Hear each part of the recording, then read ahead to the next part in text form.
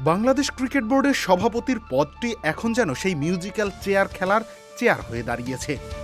Music থামলেই বদলে যাচ্ছে চেয়ারের দখলদার, আর এই পালা বদলের খেলায় সবথেকে বেশি ক্ষতিগ্রস্ত হচ্ছে দেশের ক্রিকেটের স্থিতিশীলতা। গত 594 দিনের ব্যবধানে বিসিবি দেখেছে 3 জন নতুন সভাপতিকে, যা দেশের ক্রিকেটের অস্থিরতাকেই নির্দেশ করছে।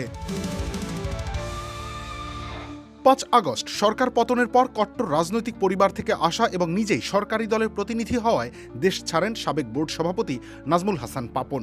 সেই থেকে যেন বিসিবি বস হওয়াকে কেন্দ্র করে শুরু হয়েছে একের পর এক অস্থিরতা। 21 আগস্ট 2024 তারিখে ফারুক আহমেদের নেতৃত্বে অস্থায়ী বোর্ড যখন দায়িত্ব গ্রহণ করে, তখন ভক্তদের মাঝে পরিবর্তনের এক নতুন আশার সঞ্চার হয়েছিল, কিন্তু সেই আশার স্থায়িত্ব ছিল নামমাত্র। 1 বছরের মধ্যেই ফারুক আহমেদের নেতৃত্বাধীন বোর্ডকে বিলুপ্ত করে নির্বাচনের পথে অগ্রসর হয় যুব ও ক্রীড়া মন্ত্রণালয়। সেই নির্বাচনকে ঘিরেই শুরু হয় নাটকীয়তা। নির্বাচনের প্রাক্লগ্নে তামিম ইকবাল সরে আসলে এক প্রকার বিনা প্রতিদ্বন্দ্বিতাতেই জয়লাভ করেন আমিনুল ইসলাম বুলবুল। কিন্তু শুরু থেকেই সেই বোর্ডকে অবৈধ বলে এসেছে তামিম ইকবাল ও বর্তমান সরকারের পাশাপাশি প্রিমিয়ার লিগের ক্লাবগুলোর একাংশ।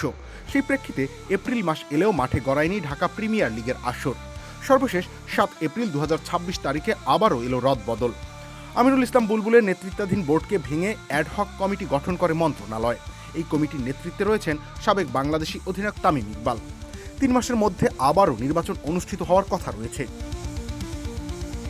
এই যে ঘন ঘন বিসিবি প্রধানের পরিবর্তন, তা ক্রিকেটের দীর্ঘমেয়াদী পরিকল্পনার পথে এক বিশাল অন্তরায় হয়ে দাঁড়িয়েছে।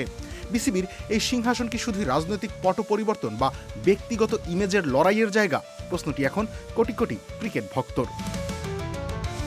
ক্রিকেটের বৃহত্তর স্বার্থে মিউজিক্যাল চেয়ার খেলা বন্ধ হওয়া জরুরি। বোর্ডকে একটা নির্দিষ্ট মেয়াদ পর্যন্ত স্থিতিশীল রাখা না গেলে দেশের ক্রিকেট কেবল ব্যক্তিকেন্দ্রিক পরীক্ষা নিরীক্ষার মাঠ হয়েই থাকবে। দিন শেষে পরাজয়টা হবে ক্রিকেটেরই।